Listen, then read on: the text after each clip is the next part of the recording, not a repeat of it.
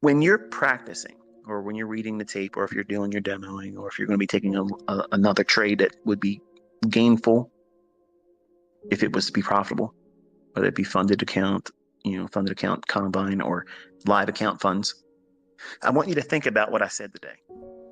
I want you to take it to heart, because if you start feeling that and you feel like you just want to get in there, turn the chart off, walk away, don't do anything.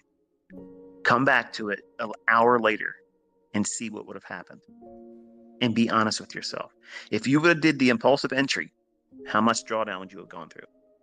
Did it run without having to set up form later on and still ultimately go to where your model would have said? It's going to be hard for you to do this, next to impossible.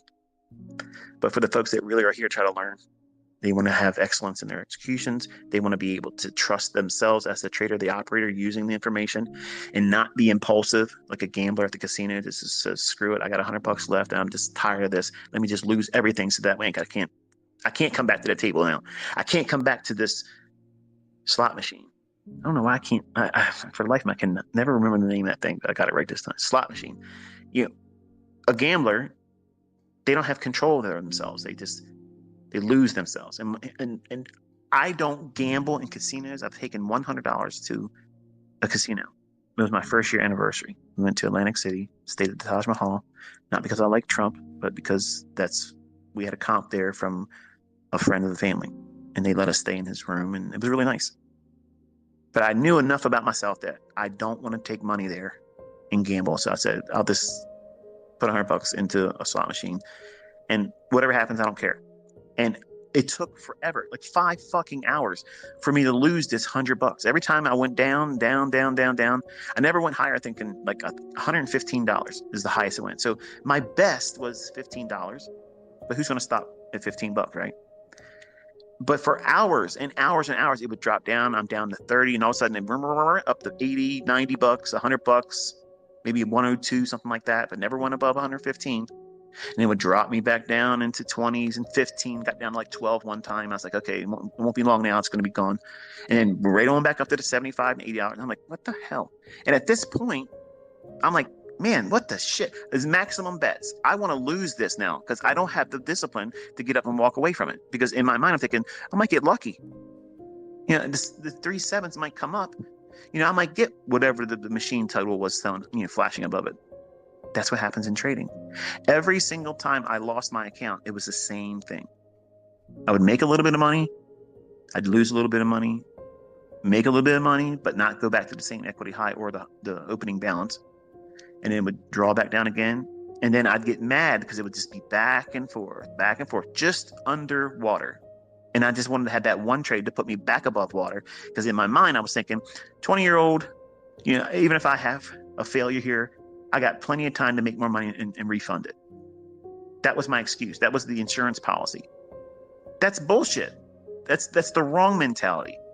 You need to treat it like it's the only account that you're ever going to have. That means it means something to you.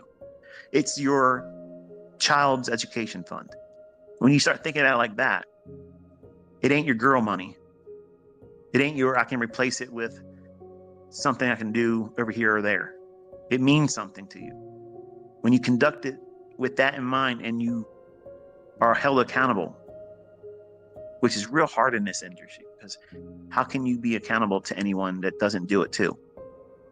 It's not like you can go to your spouse, your boyfriend, girlfriend, a family member, your co-workers, and say, hey, here's what I'm doing, and I want to show you what I'm doing, and when I'm wrong, I want you to be able to say, are you following the model?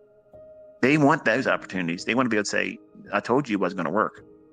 So you're not going to be comfortable and honest. And your spouse isn't going to see it. They're not going to see it. They're not going to believe it. They're not going to be behind you because they've never seen this before. You haven't seen it before. You brought nothing for them to feel confident about what it is they should trust. There's no evidence that what you're doing is a worthwhile investment and you're trying to risk money. It seems like gambling. It seems like nothing more than going to a casino. So they're not going to support you. They're not going to be a means of holding you accountable in a realistic manner without being too judgmental. So you have to do it. You own all this responsibility. You're the CEO. You're the CFO. You're the manager. You're the employee. You're the HR department. You're all of it. And when you fail, you failed. Not the model. Not the broker did it to me. You did. You did. When I lost my accounts, it was every bit of my responsibility. At the time, I was looking for every possible way where I can justify it somebody else's fault. Because I was angry. And I was angry and ignorant at the same time. And that's a terrible combination, especially today where we have access to people's time, their eyes, reading tweets and bullshit that's posted directly to them, because they wouldn't say that shit if it was in front of them. People have bravery today because they're separated by thousands of miles and they think anonymity protects them. But that same kind of shit wouldn't fly in the streets. Get your fucking card punched real quick. But you invite social media. You invite toxicity. And all of those effects you're inviting at the time of your trade. You don't realize you're doing it, but you are, because you're in a hurry to have something to be able to share and champion online.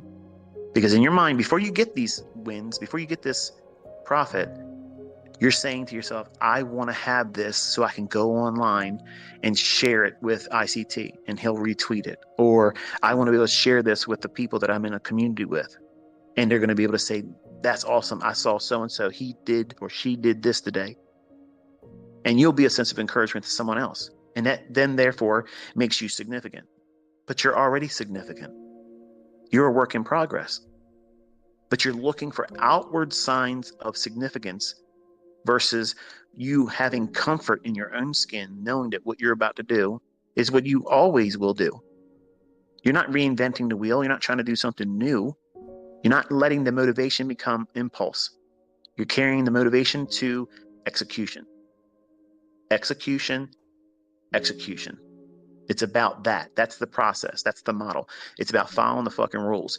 And if you do that by default, you will get the results you're looking for. But if you don't do those things and you include outward opinions or being led to do things for the purposes of being able to show somebody else that you did something, you want to prove somebody wrong. You want to prove somebody inferior to your ability to trading. You want to prove that your method is better than their method. My method is yours, and back and forth bullshit.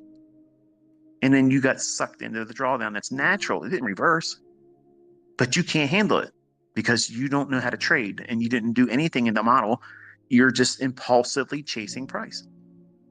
And because human nature being what it is, you, like anyone else with a weak mind, would say, well, it's not my responsibility. I didn't lose money. You caused me to lose money. When I didn't push the fucking button, bitch. You did. You did that. And I have students in my mentorship that in every intake, some of them tried to do that shit. And I said, show me where I told you the entry pattern was. Where was the entry price on it? Where was the stop loss at that you employed? Where did you hear me say that? Didn't happen. But it went to where I said it was going to go. You are to study which one of these PD arrays do you see continuously occurring. Whenever I point to something in the price delivery, this is where I think it's going to go. And it runs there. When you observe and you study price action, what are you seeing? Because not everybody's going to see a fair value gap. Not everybody's going to see a mitigation block. Nobody's going to see, not everybody, but everybody isn't going to see a breaker. The one that jumps off at you, that you're just able to see right away, real quick and easy, that's the one you start with. Because you're all going to learn from that one foundation how you can apply every PD array after that. But you got to get good at one of them. How's that possible? Because you're all doing the same damn thing. The market's going to go to liquidity or inefficiency. And you have to have experience working towards getting that goal as a skill set that you can lean on. If I'm 100% confident that I know which side it's going to go for, buy side or sell side, whether it be in the form of inefficiency or actual liquidity below or above highs, whichever those two instances are, whatever I settle in on and I'm confident with it, when I show you my pyramids, when I'm building up a position, I'm literally trading every fucking PD array that's forming from the time I get in the trade until it gets to 50% of the range that I'm expected to see pan out. Then I can't do any more pyramid entries. But I'm literally trading every fucking PD array just to prove it and stick it in the asses of everybody there that doubts this stuff ain't really there. I do that. And any one of those pyramid entries could be your unique entry model. It's not selling the idea that that's better than the other ones that I've taken. Any one of those can be what you're looking for, but does it resonate with you? And what happens is when I do this, you all want to just go out and say, I want to be able to do that. I want to do 8 entries and capture this big run up full pull. That's what I mean when I say I'm not the best mentor, because I don't always have the best way of teaching. The methodology that I'm trying to employ, teaching a concept, many times gets lost in translation. And that's why sometimes you'll say something to me that otherwise, it's a really nice opinion of me. It might be, a high remark, but I won't like it because you got something from something that I wasn't really aiming for. And I don't want to encourage you to see something that really wasn't my intention at all. So it's a very difficult thing for me to be a teacher doing this, because it brings with it. I mean, if you were all honest and you were 100% responsible, I would want nothing more to be able to sit out here and say, okay, this is what we're going to do. But you see people out there talking bullshit now. They're talking bullshit. I'm out here proving it every fucking week, and they're making up shit. It's laughable. It's literally laughable. But that's human nature, and things are getting tightly wound up, and people are getting really emotional. They're lashing out, and they want every opportunity to find an outlet. Let me plug into whatever's available so that I can release my hostility. I'm not going to be that for you. You're a fucking failure because you're a fucking failure. When I failed, it was my fault. When I succeeded, it was because I stopped thinking like a dumbass.